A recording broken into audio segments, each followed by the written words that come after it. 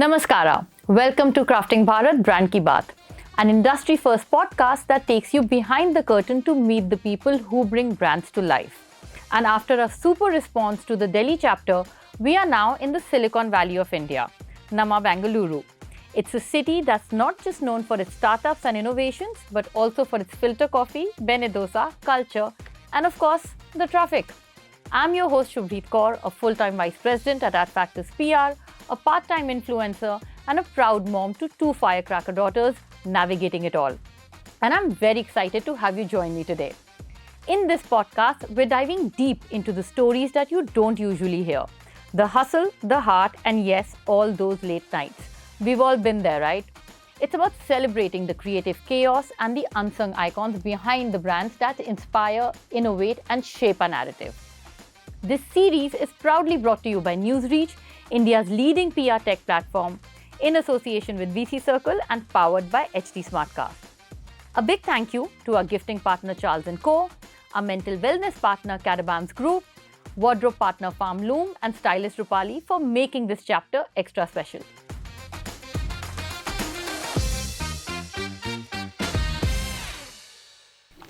Joining me today are two extraordinary gentlemen whose story will leave you inspired. Rohit and Vinay, welcome to the show.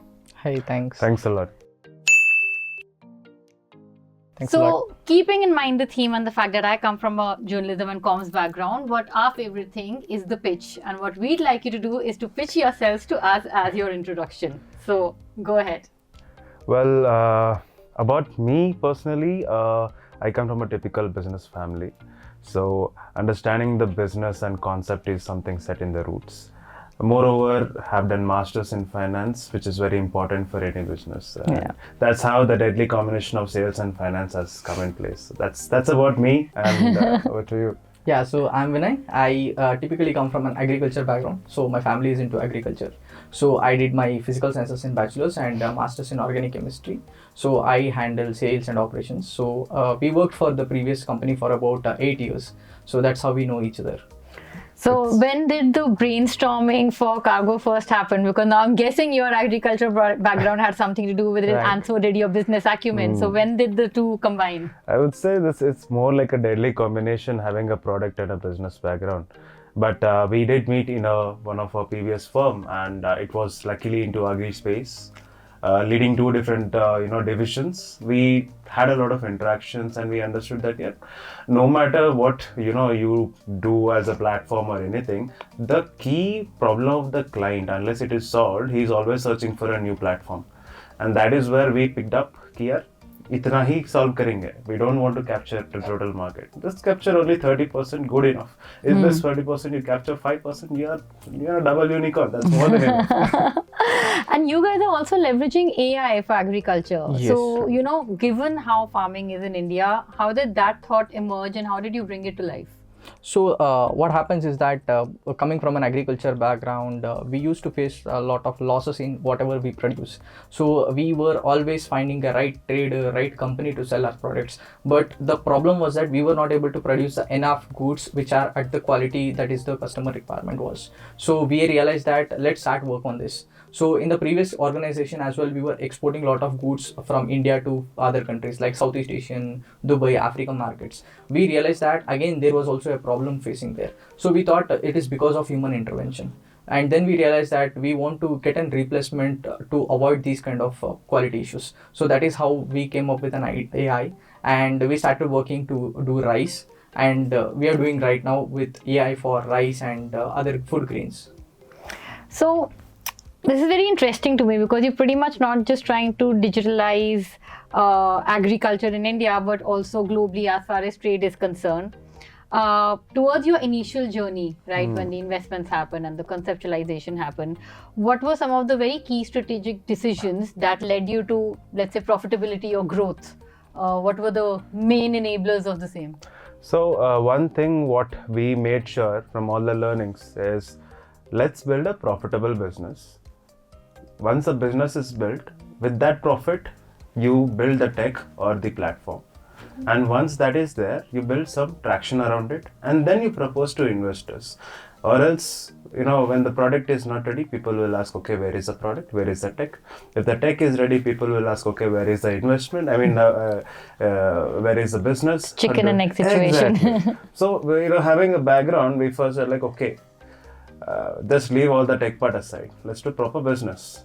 Now we can say, see, I have clients, I have my brand name, I have everything. You give investment or no, I still exist. So that is how the journey started, and we were quite good at place in terms of having good connects, let's say good market, good governance, good government support. So these were the kind of supports that we had, which encouraged us to also grow this far today. That is for sure. As a company where you're bridging the gap between technology and agriculture, but you're also navigating in a sector which has very deep-rooted traditions. So how do you navigate branding in that context? So what we observed as a global trade, every trader, it's not just quality is a piece of issue. Even in our day-to-day consumption, we ensure the quality is best. But at the same time, whenever you order on Zomato, you see कि कितना delivery charge कर रहा है. So navigating, and even you see something on Zomato, you know where your commodity is and everything. So that you are happy. I mean, you track your commodity. And who is giving that right now in the market? For the global trade, no one. And people did try to build a platform around it, but are you solving the other pieces? No. And the key problem was quality. So first we solved quality, and then we were like, okay, now let's give them visibility of from the source till the destination. Farm se jana hai, farmer se leke until the destination port tak. I'll help you with your visibility. You just have to open your mobile and see where your commodity, just like a Zomato. I would say we are building something here for mini Amazon for agri commodities in the global market. And that's a very interesting positioning. But the stakeholder universe that you're working with is everyone from traders to farmers, which in India extremely localized, very different form of communication. State to state, it might, differentiate. As a brand, when you're looking at building your thought leadership, how are you communicating with all your stakeholders? How are you positioning your story or your narrative? So in simple words, we are calling ourselves as urban company for exports, where we are not exporting anything, we are not buying or selling anything. We are only providing services for people to ensure that whatever their requirements for doing it to global trade. We are helping farmers to export, we are helping traders to export, we are helping exporters to export. We are making sure that importers are very happy with whatever the operations happening today as far. So this is a kind where we are positioning our brand, and people are quite happy enough to what we are delivering as today. But in terms of, again, brand and these traders, you see, traditional guys, they don't understand technology, they don't understand business. So what happens initially when we started the name Cargofirst, and I mean, like, सुनने के लिए अच्छा है, but लोग को समझ में आएगा क्या? So that is where we're like, see, your cargo is my first priority. So that is where we specified on this brand name, Cargofirst. And then when you name as Cargofirst, people know, okay, you deal with cargo, which means it's an international trade. And first in the sense, so basically your first preference is being maintained. And obviously, that generation and trend has changed. Farmers and everyone are much more educated and well equipped. पैसे के बारे में देखेंगे, then farmers or rice mills and all these traders make a lot more money than people who are actually working in corporates. And वहाँ जाओगे, then people will say cash only. So that's how it is. So, I was going to come to that, like educating farmers on AI being used or tech being used, that again is a form of communication and a very complicated one in a country like India. Any challenges that you faced and how did you overcome them? Any stories that you want to share? Obviously, I mean, there was a good challenge, I would say. Not a challenge, it's a good challenge. Because it was a generation gap. The person was almost like 60 years old. Big guy, big businessman. When we go and deal or we propose what we are doing, all the person say ki, see, 25 साल से धंधा कर रहा हूँ. I know what I am doing. Why do I need to get on your platform? And that is where, as a facilitator, I had to take a book and pen and explain, see, abhi you are doing 50 as a volume. With me, you can do 100 as a volume, reduce half of your time and cost. unless you explain it, people won't understand. And What's if you the do a value proposition for him? Exactly. Yeah. And if you do digital marketing to them, they wouldn't understand. It should be a proper target marketing what has to be done. But obviously, the next generation is very smart. They are very, adaptive towards technology. Yeah. So did you see that difference in these stakeholders as well? Age-wise, that the younger ones were actually more open to slightly Yes. more now newer conventional forms of communication? True. So what used to happen was that trading market or export market is always right now at third or fourth generation of the market. So people who are forefathers, grandfathers, fathers sit back and now let their son to do the business. It is the same thing that is happening with agriculture as well. Wow. So right now we are looking at the response where FPOs are coming in front and they are telling that we are ready to work with you. We want farmers to get into global trade, help people to export, get their more let's say cost of product is not like they were not able to sell at whatever the price that was required. So right now they are able to sell at better price, better margins, global trade. So they are able to earn better than what they were earning before. So this is how we were also able to approach them and build our brand for them for that. It's quite an indication of how we are evolving across the country, right? And across all levels. It's very, very interesting. Any difference that you saw in how you were dealing with Indian stakeholders in terms of, your market positioning, your branding versus the global ones? Which one was easier? Which one was tougher? I would say that the global market was pretty easy. Although being an Indian company. I'm not surprised with the Because answer. we could say in this way, our first customer was a customer from a Southeast Asian market, not from India. Wow. First customer was from Vietnam. So the company Interesting. started with putting up a $5,000 check from him. So that is how the company started. And yeah, we didn't, no paisa gone from my pocket or his pocket. Yeah. So the company was completely bootstrapped, and the company was built from revenues that was being generated from that. That is where we were like, पहला धंधा बनाएंगे, उसके बाद product बनाएंगे, उसके बाद market से पैसा लेंगे. Interesting. And no, I also completely understand it because, and if you look at any field and anyone who wants to work in India or communicate in India, we're globe on our own because we have so many nuances, we have so many cultures, languages. Right. So I can understand what you're saying, that it was Right. probably easier globally. What was the most difficult? I mean, can you share the toughest task that you had while navigating India when it came to your position? Yeah. So the toughest part was to convince a farmer to take the first order. So it was because we were nothing in the market. So we were starting something new day one. We want to learn something, everything from the day one. So export involved a lot of documentation works, a lot of bank works, a lot of paper works, approvals, registrations, port registrations, all this stuff. So we started feeling that we need to convince everyone for everything. So once we started convincing one person, that replicated and helped us to get another 100 more farmers to us to help for. So, Wow. The Moreover, word of mouth also passed Yes. around. moreover, I would say say in this traditional business, it's a lot of brokers and agents and stuff. If you go to a farmer, he will say, "यार मेरे पास तो सुरेश है, उसको भेज देता हूँ, वो कर देता." So it's more like the broker thing going on. And when you as a brand visit them, first getting them adaptive to what you are doing and trusting the brand is very important for them. उसके लिए you do it in profit, you do it in loss, you give them value. Right.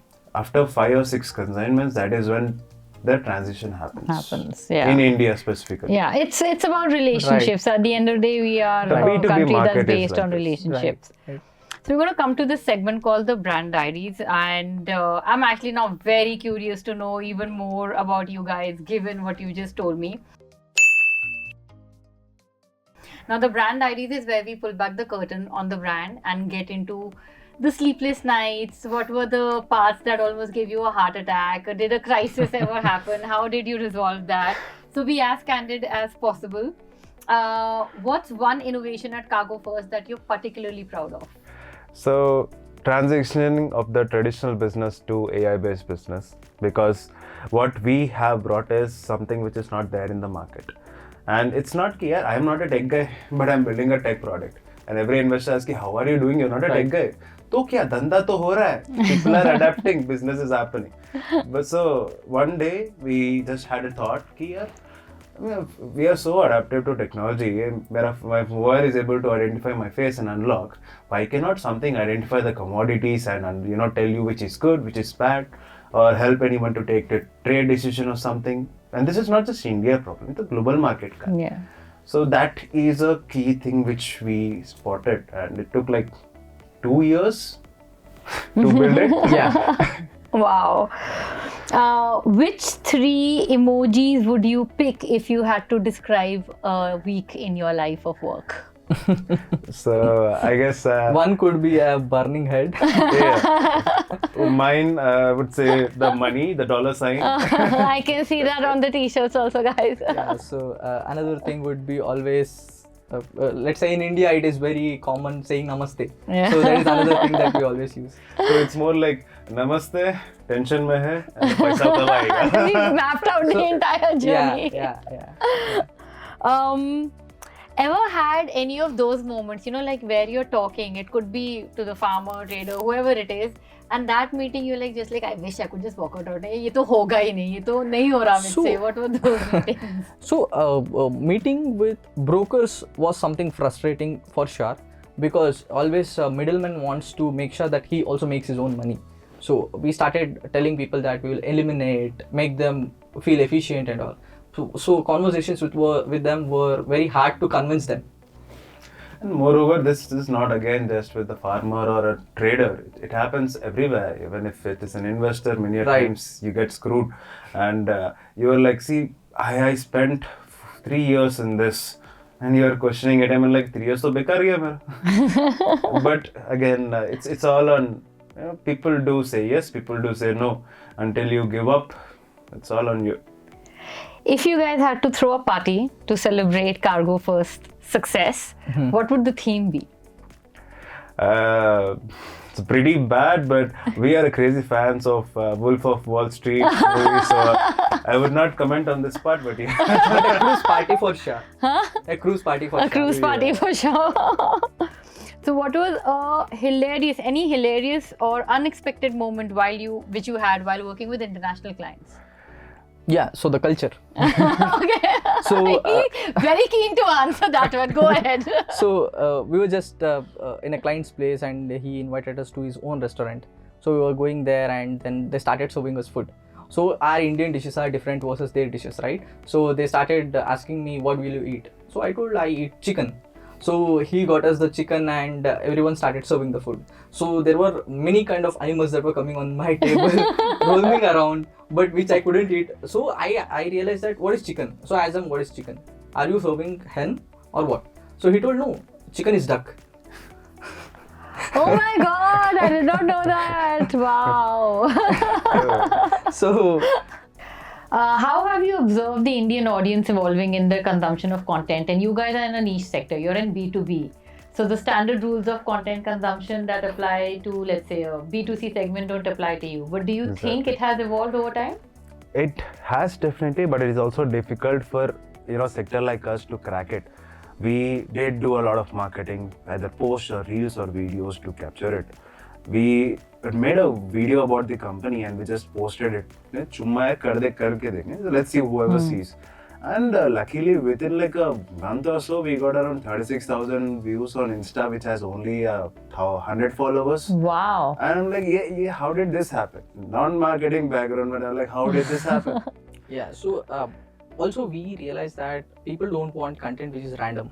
So the kind of audience that we look at, the kind of customers that we look at, he might buy our services, use our services or not. So the kind of content consumption he wants is like, what is the business he's doing? So we can't find people online, like you can't search for a farmer on Google, right? Yeah. Meaning you're not going to get their profiles, nor even on LinkedIn, nor even on Instagram. People are not showing their profiles. Even rice mills, for example, an importer, for example, an exporter, for example, we can't find them. So they are just showing that they just make their accounts and they just keep quiet. How are we going to approach them was that purely content that what we want to explain ourselves to the people. So let's start making content for that. So that's how evolvement of content is also happening. So we take a lot of time. We get interns to do sometimes, even when we have in-house, because Having a we need, startup, you need to be totally on interns. right. So interns आएगा बोलेगा देखो 6 महीना काम करने का उसके बाद I'll give you the entire full time thing. Right. So there is something swimming that happens every time. No, and when you started this, walk me through, let's say, the first farmer that you worked with in India, how that how did that deal crack? How did that So, conversation take place? Before going to that, I would say when we first started, we were two people. He's already laughing. Yeah, because we were two people sitting in a normal hot desk. First in a cafe, I was like thinking, kya karenge? So first 6 months in the cafe business, although it was revenue generating. Then a hot desk, and until 1.5 years, two people in office made good enough business. So we ourselves used to go to check quality. Starting में. Yeah. Wow. So we used to go sleep at trains, sleep in buses, take a lot of flights. We used to do everything for company. So then we realized that let's start focusing to do one part of it. So because we had this trading background, then we started thinking that we can do trade. So proprietorship company we took up, and then we started doing trade. The company clocked 50 crore business within 1 year. Wow. And then we realized like this is nothing. Trading is a game that everyone can do. So why can't we do something different? So that is how when we approached a customer in Vietnam, and then he told I want to work with you. So we went and approached a farmer in Latur to export maize. So the first farmer told, why should I do it? So we took about 15 to 20 days to convince him, be at his place, explain, make sure that everything is on papers, make sure everything is on track, make sure to give him deadlines, look at operations, look at shipment timelines, Wow. deliver the quality of the cargo. So the first customer told that I'm very happy, I'm gonna order more. So we were expecting that we would get 10 to 100 containers. So the customer started ordering 100 containers from multiple locations. So when he started ordering from India, we had about 50 farmers working for that. Then we started approaching customers from other countries as well. So the same customer told, I don't want you to focus with other customers, I'll give you more orders. So we went to Myanmar, trained people, started procurement there, and then we started delivering to Vietnam to the same customer. The customer was doing 50 containers, is doing about 3,000 containers a day. Now it's like we Wow. are present in like APAC region, 8-9 markets. Everywhere, anywhere you need people, you need work done, it will be done. All it 65 takes. rural employees working on a day basis, and 30 people working from office. I mean, and- impact is also very So you important. guys are already at 30 people in your office? Yes. Wow. I mean, Not including the interns. No, I need to say. So what happens is that Bangalore office will have about 6 to 7 people or 8 people. Chennai office will have about 3 people, and some Latur location and Kolkata will have about 5 to 6 people. So that is how the distribution That's how happens. this not bad. And this is pretty much like on ground comms and operations and positioning coming into place. With regards to when the business proposition, was evolving, like you said, you went from 50 containers to Right. 3,000 you mentioned for the Yes. same customer. Right. How did that evolvement also take place? Was it something that you could adjust to thinking, oh, we didn't think it would go So- this high, or did the adaptation happen it slightly was about organically? adapting with operational efficiency. Okay. So anytime, for example, if you want to look at documents for doing 10 containers, effort for 50 is equal. But when you want to do something in thousands, it is not just about getting the documentation done. It's also about shipment planning. So we started evolving and giving them the shipment timelines for everything. So because of the shipment timeline, on-time transition of everything, on-time shipment timelines for the customer to deliver their cargos, we started understanding that it is only about the shipment operation issues that they always face.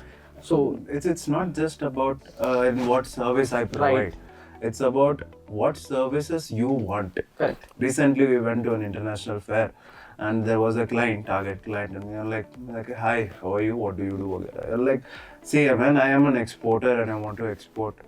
You tell me, what can you do? Right. And my counter question was, you tell me what you want. Pura ho jayega. Right. So that is how it's not selling what we offer, it is on adding the value. Then only trust on Cargofirst is built. Right. From an overall agriculture perspective, especially the Indian market, what are some of the innovations in AI that you think are really going to, change the future, and maybe even some that you think you will need to further jump on? Like for example, let's take a metric of what India grows versus what China does. So China producers have 3 or 4 crops a year for paddy, whereas India only has 2. So we realized that it is only about efficiency and laziness of few people in the chain. So once we started working with a few of the farmers, we also realized that we can also have 3 crops a year. So that is how it is working with Prakasham district in Andhra Pradesh for us. So Okay. we started helping farmers to grow another 1 crop more. So whereas in China it does 3 or 4, because the efficiency of production that they are able to do versus India is same, and the paddy whatever we look at is the same, and the soil is also the same. So why are we not able to do? It's only about few people in the supply chain or few operations things in the supply chain which is stopping us. Moreover, thanks to the startup sector, many companies are evolving who Right. are more into how to develop the yield or agri space, either in terms of farming or satellite farming. So they are coming up with new ideas and new innovations which are helping from the source. So if they are solving it very well, and mera to productivity बढ़ रहा है. So that's how, I mean, that's the movement of Thought that we always agri get. sector which is happening. So what's the 2 and 5 year vision for Cargofirst? Where are you guys headed? So 2 years capture the majority of the existing markets. 5 years you be on Amazon for the global trade. That's it. Okay, what's a trend in branding that you hope sticks around for a while? And you guys are in a very different niche sector, so the standard rules of how we communicate are very different from you. True. I mean, say if you go on a digital marketing with a lot of promotions and all, Zomato works, but B2B sector doesn't work that Doesn't, way. yeah. So our target customers are not everyone. So in this space, branding is more on trust. Zomato में people have the trust कि यार मेरा खाना आ जाएगा, discount आएगा, and सस्ते में I have everything on me. In this, the value of the commodity itself is 12 lakh to 15 lakh, and it goes at a lot of 30 to 40. It's a gross, and it's all trust. So building that brand has to first maintain a relation.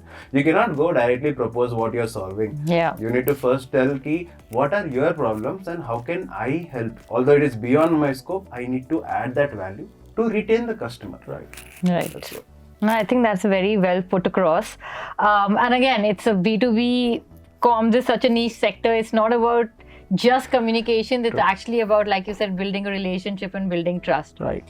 Now we're going to jump into a section called rapid fire. I don't think I need to explain what rapid fire is to you guys. But we will. But I want you to not take longer than half a second to think and answer the first thing that comes to your mind. So I'll start with you. Favorite Bengaluru cafe or co-working space? Third wave is favorite cafe, and co-working is WeWork. Ah, okay. One word that describes Cargofirst vision. Trust. Nice. Favorite innovation in agricultural tech? So AI for quality. Okay. The biggest challenge of working with global markets? Language barrier. AI in trade, game changer or future norm? Future norm for sure. Wow. And most rewarding feedback or appreciation from a client? भाई मेरा cargo safe है. I love that. I love that. Okay. You next. A global market you're most excited about? Dubai. Really? Okay. One thing you wish you had known when starting Cargofirst? Indian market is tough market. Your favorite part of building a brand? The trust we given by the clients. Okay. One global agricultural trend you're keeping an eye on? The transition of eliminating the B2A middlemen. Okay. One thing Bengaluru does better than other cities? Finding people. Okay, nice, nice one. A startup in Bengaluru that you're inspired by? Flipkart. Wow. Last one, and both of you can answer this. A book, movie, or a series, or even a quote that inspires your work ethic? I think with this part we have already answered. It's a movie and it's full of false. And if you talk about book, Losing My Virginity by Richard Branson. Nice. I mean, you Great. would see the wallpaper also in our mobile. So we are pretty clear on what to do. I mean, you're very clear on where you are positioned. Yeah. No, absolutely love that. And thank you so much for a very engaging conversation. It was great knowing more about what you do and how innovative it is, and love the enthusiasm and the energy as well. Thanks a lot Thanks for a lot. innovating us over here. Thank you. Absolutely. Yeah. And that's a wrap on the rapid fire round and this episode. Short, sweet, and full of surprises. Thank you to our guests for playing along and sharing all those fun stories. A big shout out to everyone for tuning in.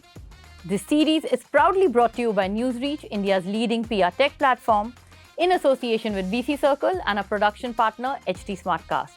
A big thank you to our gifting partner, Charles & Co., mental wellness partner, Caravans Group, wardrobe partner, Farm Loom, and stylist Rupali.